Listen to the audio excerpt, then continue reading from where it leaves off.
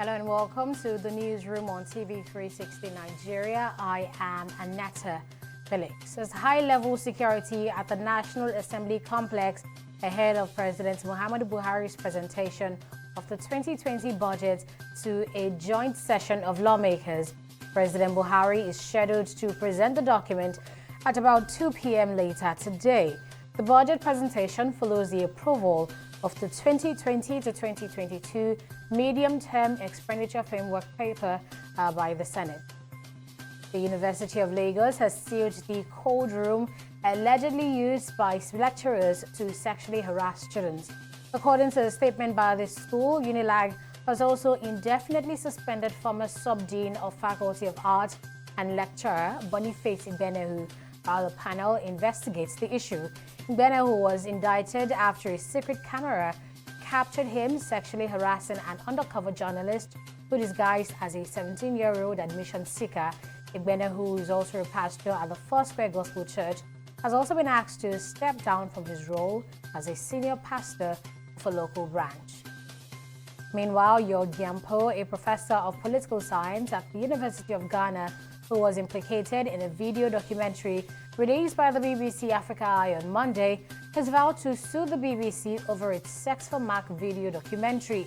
Gyampo said the documentary could not establish anything against him and alleged that the lady involved in the informal conversation was not his student and she wasn't also a student of the University of Ghana where he teaches.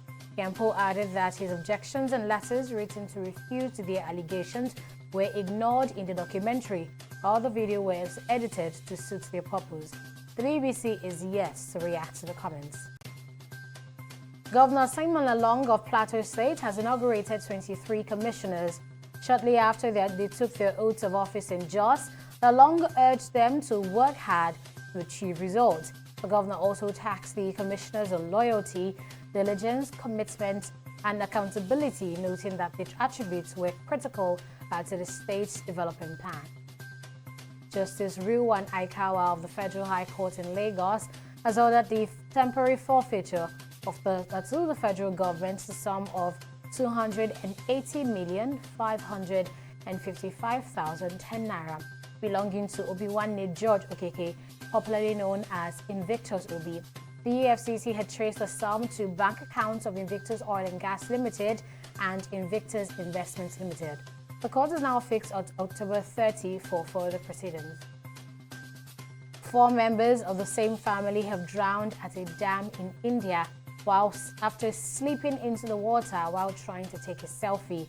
The deceased include a 20-year-old newly-wed bride, but her 25-year-old husband survived, and he also managed to save his 15-year-old sister. More than 250 people around the world have died taking selfies since 2011. Nigeria's senior women's team will miss the Olympic Games for the 3rd time in a row after losing on away goals to Cote d'Ivoire in Lagos on Monday. Both teams played out a 0-0 draw in the first leg in Abidjan.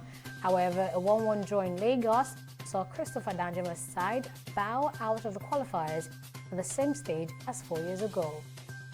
Many thanks for staying tuned on the newsroom on TV360 Nigeria. Do join us again at 3 p.m. West African time for more updates. Bye for now.